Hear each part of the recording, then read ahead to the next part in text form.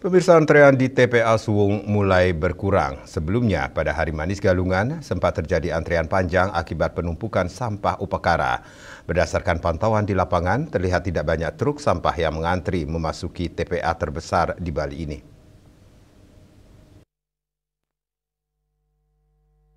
Seperti hasil pantauan pada Jumat 21 November 2025, terlihat antrian truk pengangkut sampah yang mulai berkurang. Para supir truk yang kebetulan mengangkut sampah menuju ke TPA Suwung menuturkan bahwa sebelumnya pada Kamis 20 November 2025, tepat di hari Umanis Galungan, antrean truk sampah sempat panjang, mengular bahkan sampai ke Serangan, sehingga membutuhkan waktu berjam-jam untuk bisa membuang sampah ke TPA terbesar di Bali tersebut.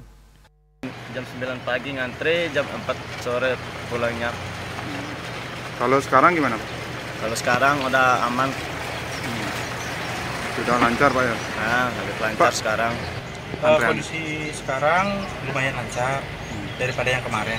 Kalau kemarin gimana? Kemarin sih agak macet, kita dapat parkir di Serangan sebentar. Oh, di Serangan. Tapi agak mendingan dari yang kemarin-kemarin. Kalau kemarin gimana, Pak?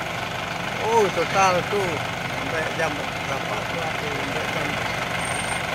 Sampai sore keluarnya. Berakhirnya antrian panjang ini diharapkan menjadi momentum untuk meningkatkan koordinasi pengelolaan sampah, terutama saat volume meningkat pada hari-hari raya keagamaan.